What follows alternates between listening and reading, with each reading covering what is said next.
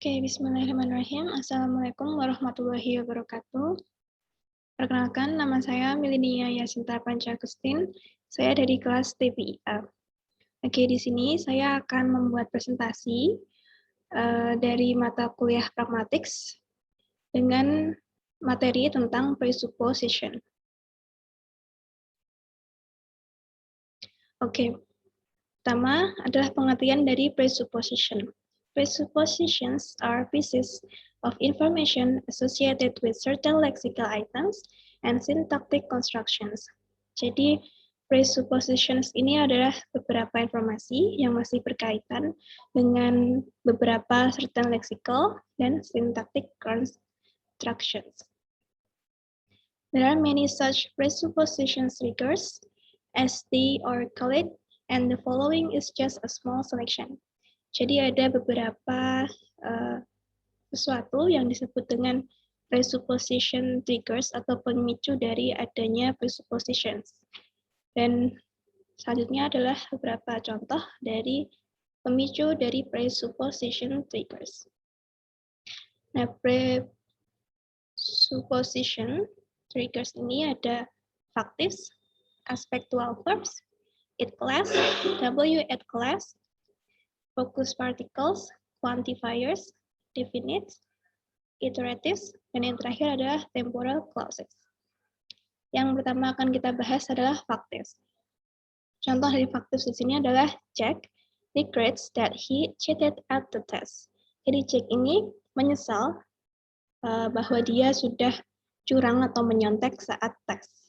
Nah, factives di sini adalah kata regrets. Nah, dari kata regrets itu bisa dibuat presuppositions, yaitu Jack cheated at the test. Jadi presupposition-nya adalah Jack menyontek atau curang saat tes. Lalu yang kedua adalah aspectual verbs. Contoh dari aspectual verbs ini adalah Jill has stopped writing poetry. Jill telah berhenti menulis puisi. Nah, lalu presupposition-nya adalah Jill has been writing poetry. Jadi Jill telah menulis puisi.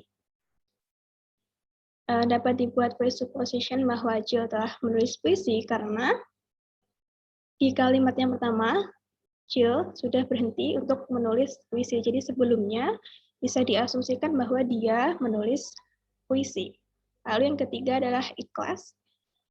It di sini tidak menunjukkan subjek atau pronoun,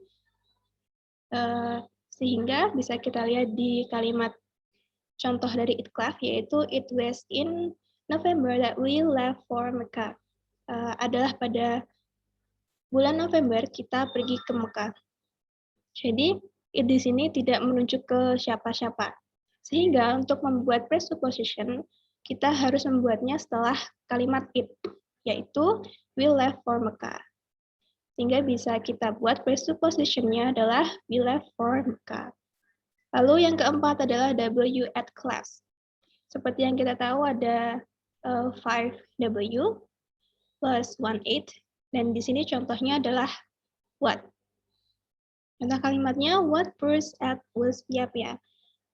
Apa yang udah dimakan oleh Bruce adalah pia-pia. Sehingga bisa dibuat presupposition bahwa Bruce memakan sesuatu.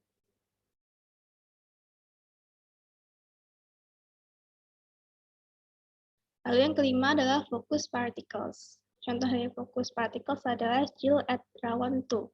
Di sini yang menjadi presupposition triggers atau pemicu bisa dibuatnya presupposition adalah kata to. Di kata to ini bisa membuat presupposition bahwa somebody else at rawon. Ada orang lain juga yang memakan rawon. Lalu yang keenam adalah quantifiers. Contoh dari quantifiers ini adalah Jill spoke with all the applicants. Jill berbicara dengan semua pelamar pekerjaan. Sehingga bisa dibuat presupposition bahwa there were applicants. Di sana ada pelamar pekerjaan. Lalu yang ketujuh adalah definites. Contoh dari definites ini adalah the pizzeria in Madiun is closed on Sundays. pizzeria ini seperti kedai pizza atau restoran pizza. Jadi restoran pizza atau kedai pizza di Madiun tutup pada hari Minggu, sehingga bisa diasumsikan bahwa there is a pizzeria in Madiun. Ada kedai pizzeria di Madiun. Lalu yang kedelapan adalah iteratives. Contoh dari iteratives adalah John return to Cambridge. Jadi di iteratif ini, kata yang menjadi presupposition triggers atau pemicu dari presupposition adalah return atau again. Jadi ada pengulangan. Nah, dari kalimat John return to Cambridge bisa dibuat presupposition bahwa John was in Cambridge before. Jadi sebelumnya John itu ada di Cambridge. Karena sebelumnya dia ada di Cambridge, jadi setelah dia pergi dari Cambridge, dia akan return atau kembali ke Cambridge. Lalu yang terakhir adalah temporal clauses. Contoh dari temporal clauses adalah after Ayu finished her S1 degree, she married Ahmad. Setelah dia menyelesaikan S1 degree-nya, dia menikah dengan Ahmad. Nah, dari kalimat ini, temporal clauses ini contohnya seperti after atau before. Nah, oleh karena itu kita bisa membuat presupposition-nya setelah ada temporal clauses. Sehingga di dalam kalimat ini, presupposition-nya adalah she finished her S1 degree.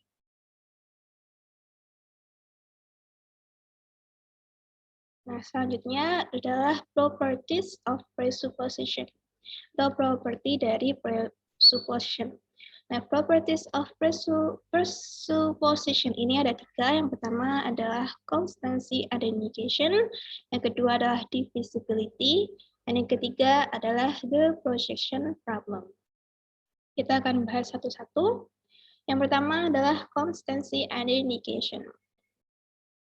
An utterance of a sentence as presuppose a preposition be if and only if. Jadi kalimat atau perkataan dari kalimat S yang mempresuposkan sebuah preposisi P yang jika dan hanya jika, pertama, jika S itu benar, maka P benar. If S is true, then P is true. Lalu yang kedua adalah if S is false, then P is still true. Jika sentence-nya itu salah, maka presupposnya tetap benar. Contohnya adalah the pizzeria in Madiun is closed on Sundays. Maka presupposnya adalah there is a pizzeria in Madiun. Lalu kalimat yang kedua, di mana sentence-nya salah, tetapi presupposnya benar, yaitu the pizzeria in Madiun is not closed on Sundays. Jadi meskipun kalimat pertama adalah close, yang kedua adalah not close, tetap presuppositionnya adalah there is a pizza in Madiun. Jadi pizzeria ini tutup ataupun tidak tutup, tetap ada pizzeria atau kedai pizza di Madiun. Kita juga bisa membuat contohnya dari presupposed triggers. Contohnya faktif. Jadi, Jack regrets that he cheated at the test. Kita bisa membuat negation-nya, yaitu Jack not regrets that he cheated at the test. Jadi kalimat yang pertama, dia menyesal karena dia sudah curang saat tes, dan yang kedua adalah dia tidak menyesal saat dia melakukan curang saat tes. Nah, meskipun dia menyesal ataupun tidak menyesal, presuppose-nya tetap bahwa dia cheat at the test. Dia curang saat tes. Lalu kita coba di aspectual verbs. Di sini kalimat pertamanya adalah Jill has stopped writing poetry. Lalu kalimat keduanya, Jill has not stopped writing poetry. Jadi, baik Jill berhenti menulis putri maupun Jill tidak berhenti menulis putri, tetap saja presuppose-nya adalah Jill menulis putri. Lalu kita coba terapkan di it class. Pertama, it was in November that we left for Mecca. Lalu untuk kalimat keduanya adalah it was not in November that we left for Mecca. Jadi kalimat pertama dengan kalimat kedua itu berbeda di bulannya. Tetapi tetap presupposnya adalah dia pergi ke Mekah. Jadi dia pergi ke Mekah entah itu pada bulan November maupun tidak di bulan November. Lalu kita coba terapkan di W at class. What Bruce at was Pia-Pia? Itu kalimat pertama. Yang kalimat keduanya adalah what Bruce at was not Pia-Pia. Nah, Bruce ini baik dia memakan pia-pia maupun tidak memakan pia-pia, tetap presupposnya adalah dia memakan sesuatu. Oke. Lalu kita lanjut di divisibility. Like conversational implicators, but unlike semantic entailments, presuppositions are cancelable. Jadi presuppositions ini sama seperti conversational implicators, yang mana kalimatnya bisa dibatalkan. Dan presuppositions ini tidak sama seperti semantic entailments, yang mana semantic entailments itu tidak bisa dibatalkan. Maksudnya adalah gini, di dalam presuppositions, kalimat pertama dengan kalimat kedua itu bisa tidak nyambung. Sehingga karena tidak nyambung, presuppositions-nya ini bisa dibatalkan. Sedangkan di semantic entailments, kalimat pertama dan kalimat kedua itu harus ada kesinambungan atau keterkaitan. Sehingga semantic entailments ini tidak bisa cancelable. Berbeda dengan presuppositions dan conversational implicators. Lalu they are nullified if they are inconsistent with. Jadi presuppositions ini bisa dibatalkan jika presuppositions-nya melanggar beberapa ketentuan. Pertama, background assumptions, yang kedua conversational implicators, dan yang ketiga adalah certain discourse context. Kita bahas dari background assumption. Contoh dari background assumption adalah Mary got married before she finished her S1 degree. Mary menikah sebelum dia menyelesaikan S1 degree-nya. Sehingga presupposition-nya adalah she finished her S1 degree. Dia menyelesaikan S1 degree-nya. Lalu di kalimat kedua, Mary died before she finished her S1 degree. Mary meninggal sebelum dia menyelesaikan S1 degree. Sehingga presupposition yang pertama tadi bisa dibatalkan, yaitu she finished her S1 degree. Kenapa dibatalkan? Karena kalimat satu dengan kalimat kedua ini tidak ada keterkaitan. Kalimat pertama dia menikah, sedangkan di kalimat kedua dia sudah meninggal. Dan karena dia sudah meninggal, bisa diasumsikan atau dipastikan bahwa Mary ini tidak bisa menyelesaikan S1 degree.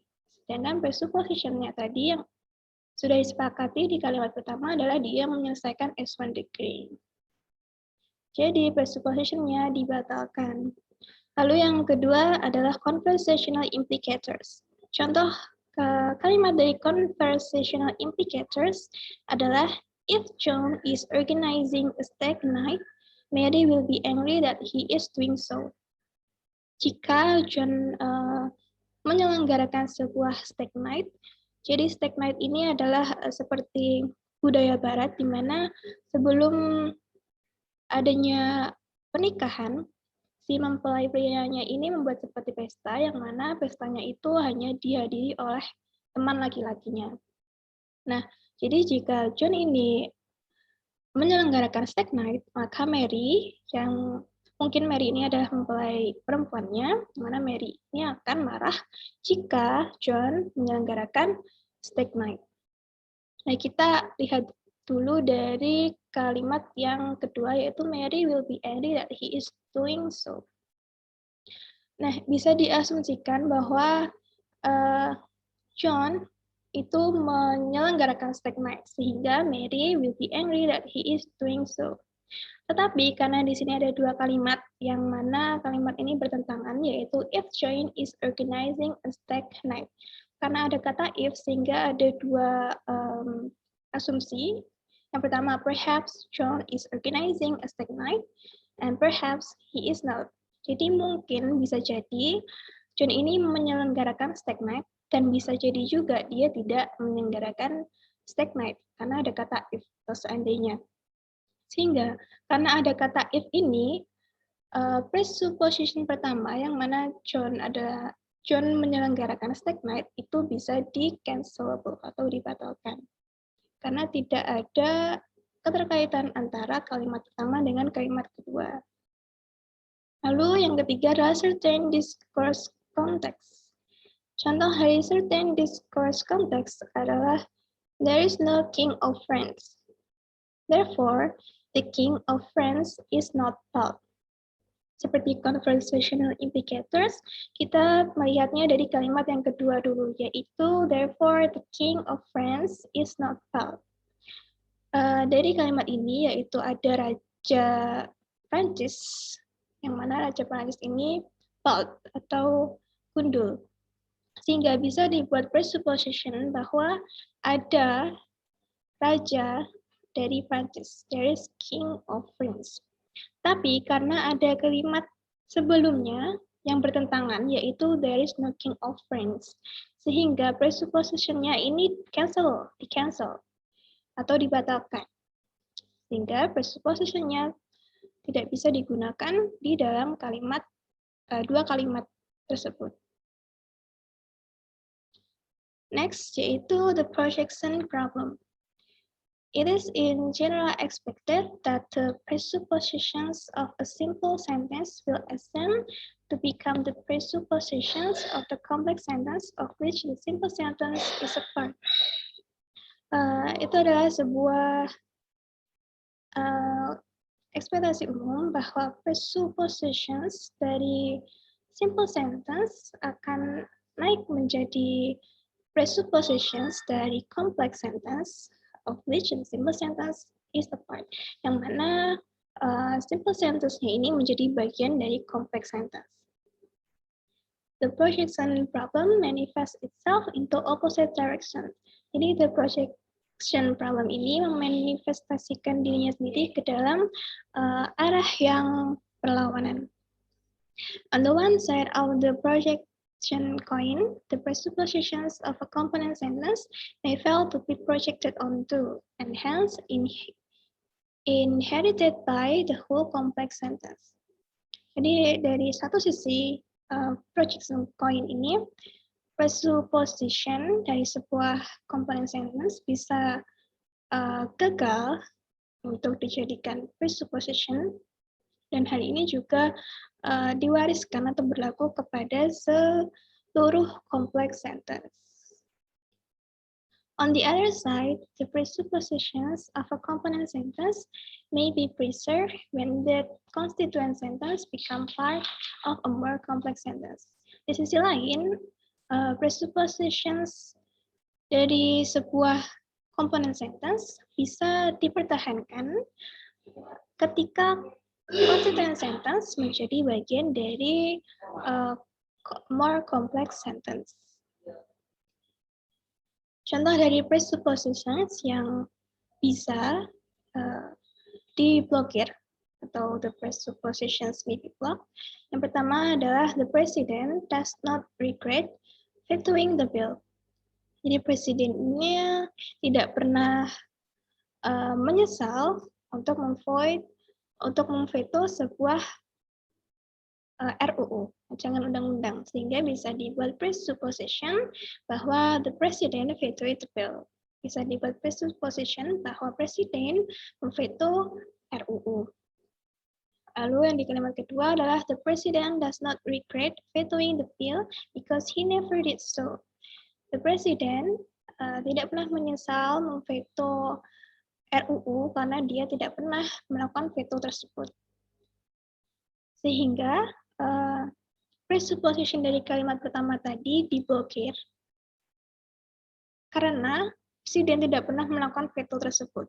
Sehingga presupposition yang mana tadi kalimatnya adalah the president vetoed the bill menjadi diblokir atau salah dan tidak berlaku. Lalu contoh yang kedua adalah I'm sure John's wife is beautiful. Sehingga bisa dibuat presupposition bahwa istri dari John bahwa John memiliki seorang istri. Lalu kalimat kedua, I'm sure John's wife is beautiful if he has a wife. Aku yakin John wife, istrinya John ini cantik jika dia mempunyai istri.